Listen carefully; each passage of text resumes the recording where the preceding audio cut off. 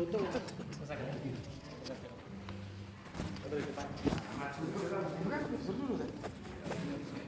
Saudara Muhammad.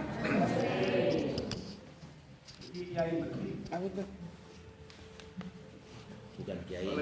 Ada julukan. Gus Meskipun Gus tapi betik. Baik, assalamualaikum warahmatullahi wabarakatuh. Alhamdulillahilladzi arsala rasulahu bil huda wa dinil haqqi fakafa bidaisa. Asyhadu an la ilaha illallah wahdahu la syarika lahu wa asyhadu anna Muhammadan abduhu wa rasuluhu la nabiyya ba'da. Bapak Ibu sekalian yang dimuliakan Allah, alhamdulillah kemarin saya ditelepon dinda saya Mas Arif ini. Karena Mas Arif ini sudah lama bersama kami, lalu mendapatkan berita gembira karena seorang hamba Allah hari ini akan berikrar bersahadat. Insya Allah dengan ikrar syahadat itu akan menghantarkan kepada jaminan surga Allah. Amin. Masalah mengkola la ilaha illallah yadkhulul jannah dia saja.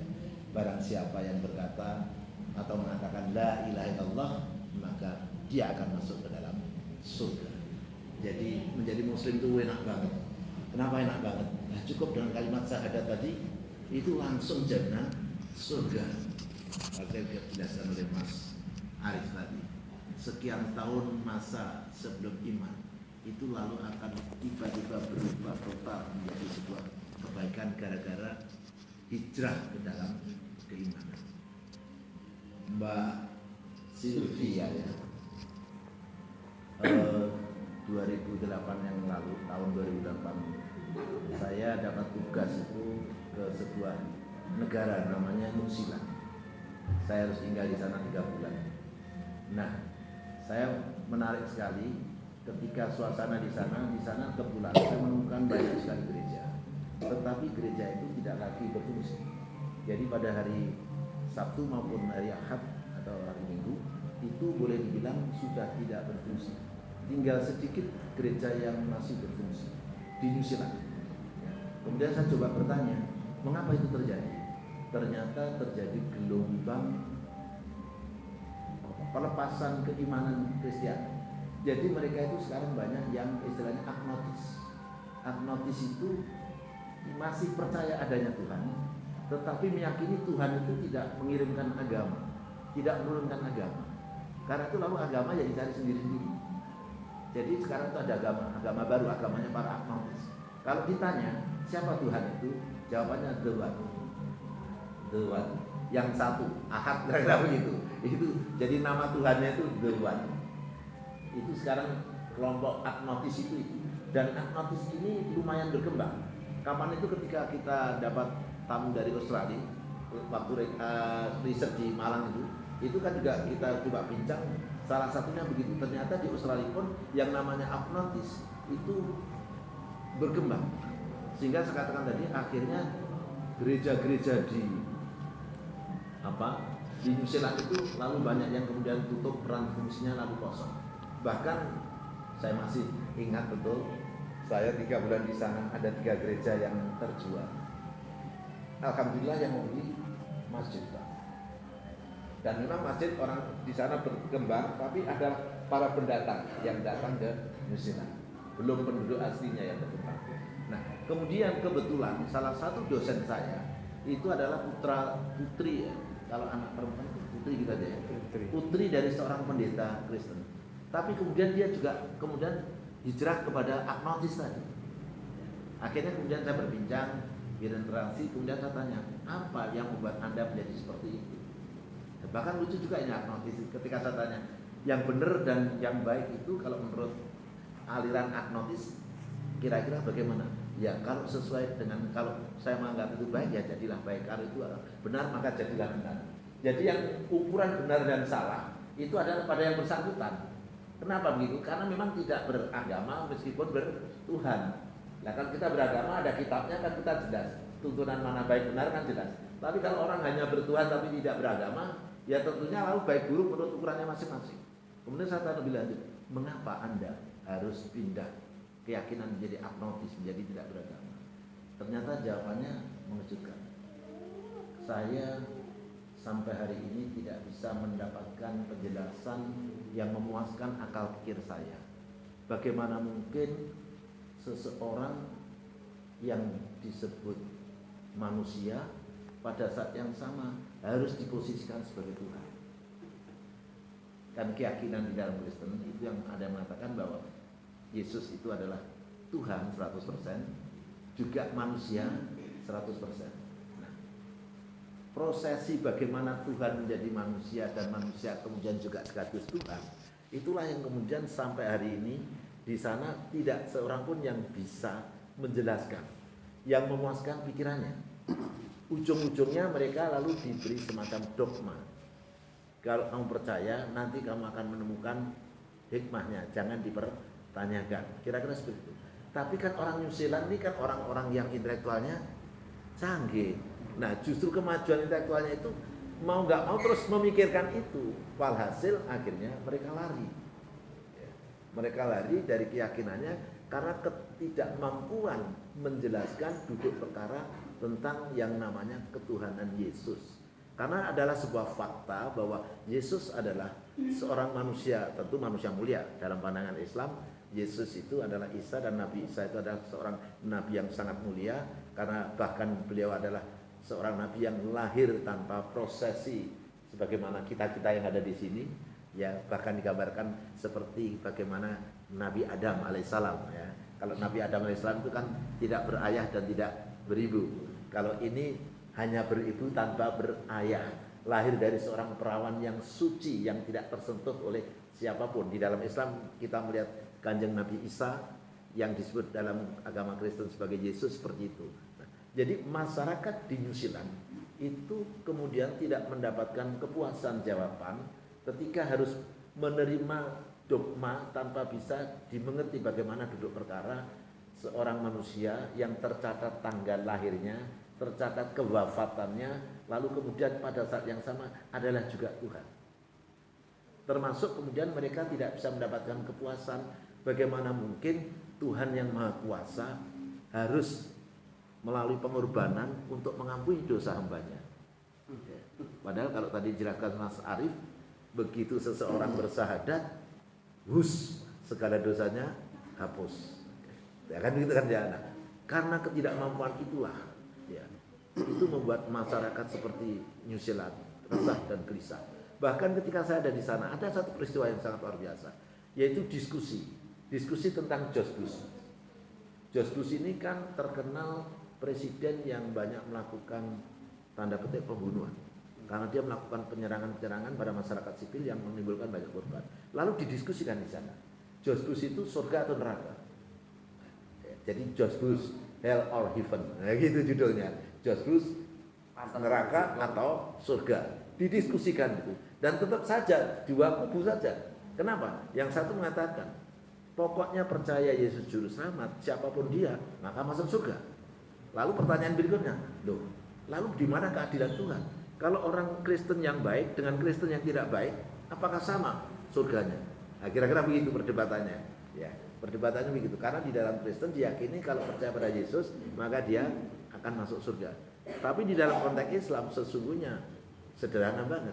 Yang mengatakan la ilaha illallah maka surga. Maksud saya adalah jika di dalam Kristen ada dogma keselamatan, di dalam Islam pun demikian pula.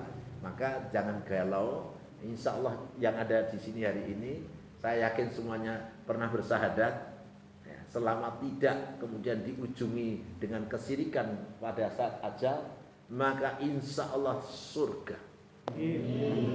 Mudah-mudahan ya kegelisahan teman-teman saya di New Zealand, termasuk dosen saya tadi, mudah-mudahan di sini mendapatkan pencerahan. Dan mudah-mudahan kedepannya tadi Mas Arief bilang, sekiranya katakanlah diperlukan ada proses-proses interaksi lebih lanjut untuk talibul ilmi, ya mudah-mudahan bisa kita lakukan. Karena benar bahwa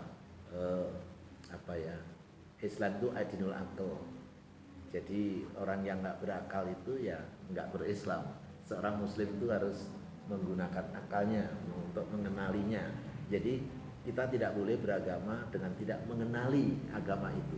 Karena semua yang kita lakukan haruslah didasarkan pada keilmuan. Kira-kira itu. Saya kira dari saya itu saja mengantarkan. Selanjutnya monggo Mas Koco, kan manggilnya Mas Koco, tapi populernya itu Gus Betik.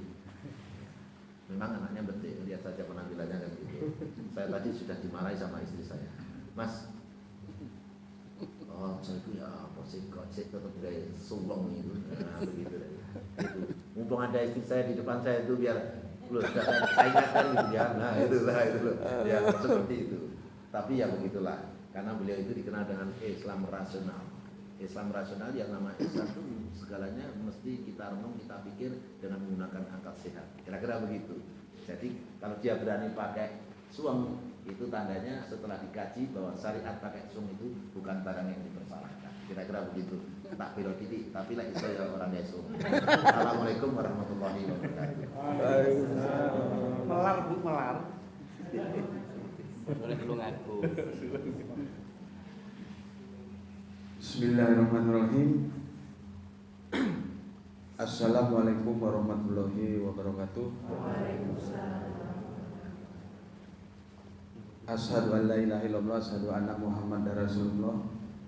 Allahumma sholli ala sayyidina Muhammad wa ala ali sayyidina Muhammad.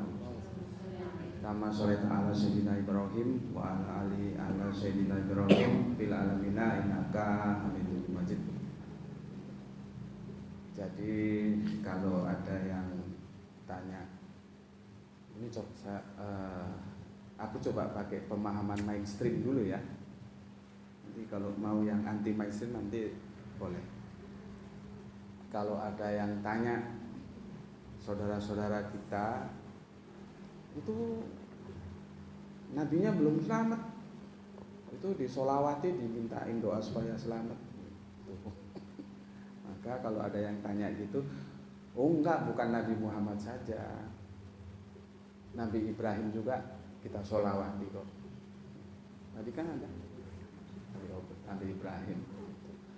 Dan kalau kita baca Bible, khususnya Perjanjian Lama, itu juga didoakan Yesus, ya, ketika ada sebuah diksi Hosana, dimuliakanlah. Jadi nggak ada masalah. Oke, kita berpijak pada Bapak Ibrahim. Kalau Islam itu Ibrahim, kalau Yahudi Nasrani Abraham, tapi awalnya Abram. Kalau kita baca Bible Perjanjian Lama begitu, Sarai menjadi Sarah, Abram menjadi Abraham, Yakob menjadi Israel. Itu panjang ceritanya, gitu ya. Oke. Beda ayamnya mati juga nggak apa-apa ya. Tadi sudah makan jeruk banyak. Jadi begini, ada nama-nama suci ya, Abraham, Ibrahim, Moses, Musa. Dia masuk ke Yunani jadi Yesus. Sebetulnya Esau, Yesua. Jadi masuk ke Lisanul Arab yang Isa, pakai ain, bukan pakai i dia ya. Memang agak sulit kalau satu huruf di Arab dilatinkan itu agak sulit gitu. Coba kita berpikir, kira-kira Abraham, Moses, Esau atau Isa dan Muhammad, ya, Kanjeng Nabi Muhammad, ini kan para Kanjeng Nabi semua ini. Apakah mereka menyembah Tuhan yang berbeda atau yang sama? Itu. Ya. Apakah mereka menyembah Tuhan yang beda atau yang sama? Kalau agak ribet pakai Tuhan, pakai gini aja wis. Apakah mereka sesembahannya sama atau beda? Kalau aku pakai pendekatan Islam, tentunya sama. Karena hadis mengatakan, ya, jumlah nabi itu ada 124.000. Seutama-utama yang keluar dari lisan para nabi itu la ilaha illallah gitu. Cuma kan karena ini comparative religion, perbandingan agama, aku tidak menggunakan sudut pandang Islam, tapi aku bermain di yang universal dulu gitu ya. Jadi kalau seandainya kita ketemu bisa hadir semua para kanjeng nabi ini ya, Abraham, Moses, Isa, Muhammad ya. Ini kita tanya kanjeng Nabi, apakah panjenengan mempunyai sesembahan sama? Maka dijawab sama. Sama semuanya. Nah, sekarang dari apa yang diajarkan oleh Bapak Abraham ya, itu melahirkan 3 anak. Anak pertama bernama Yahudi. Anak kedua bernama Nasrani. Kalau Kristen itu nanti dulu. Ya. Kristen itu setelah Yesus, Yesua, tergantung dialeknya masing-masing. Kalau pakai Islam Isa gitu ya. Tiada. Itu di Antioquia nanti. Pertama kali mereka disebut Kristen. Kanjeng Nabi Isa atau Yesus sudah nggak ada. Makanya Al-Quran tidak mengenal nama Kristen. Kalau kita buka Al-Quran itu yang ada Nasrani. Nasrani. Jadi setelah Nasrani punya adik bungsu namanya Islam. Nah, Yahudi, Nasrani, Islam itu adalah anak-anak Abraham yang disebut Abrahamic faith. Ya, nggak ngerti aku ngomongin nyaut gak? Nyaut gak kira-kira? Terus. Nyaut lah. Nyaut ya. Aku nggak nyaut ya takon aja lah ya.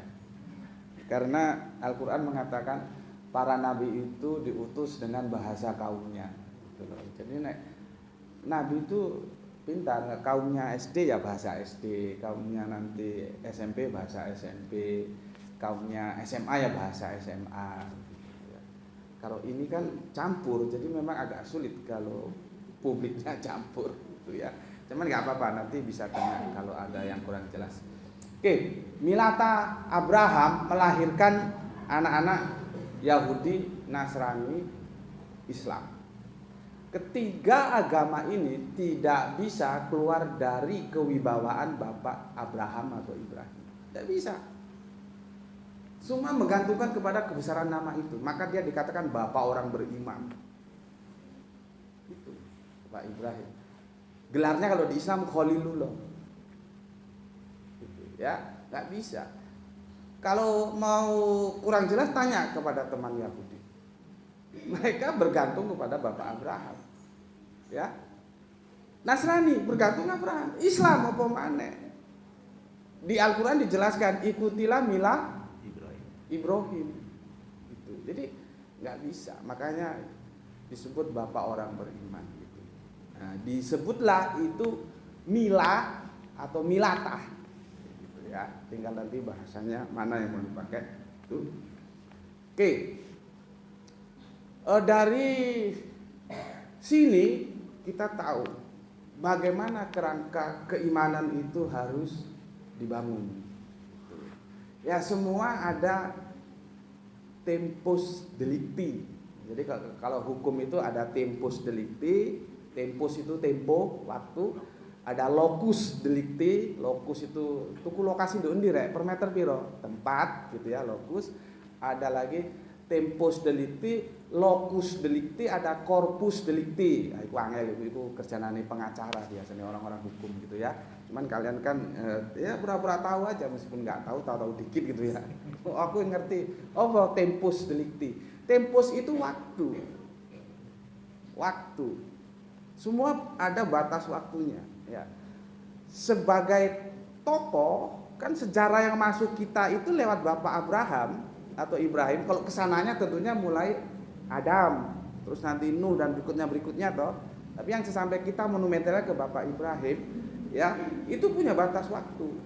Dan sejarah sejauh yang aku cari, aku belum punya atau belum dapat referensi yang jelas berapa jarak dari Bapak Abraham ke Moses, ke Musa. Ya, berapa jarak itu belum aku temukan. Mungkin harus mencari referensi atau memang nggak ada yang bisa menimbulkan, ya, para penulis-penulis, peneliti-peneliti yang melakukan riset itu.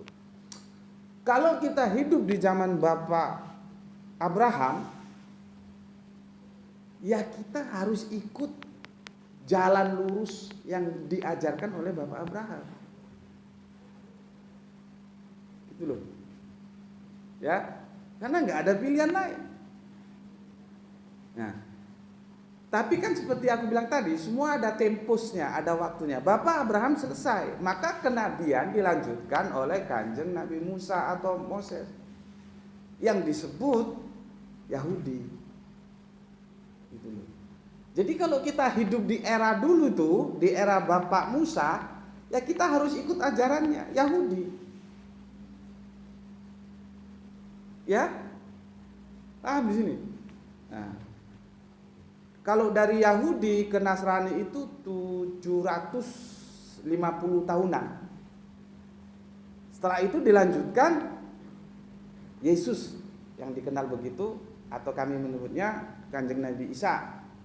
Ya, kalau kita hidup di zaman Kanjeng Nabi Isa, ya kita harus jadi Nasrani, bukan Kristen. Nanti Nasrani ke Kristen itu ceritanya panjang.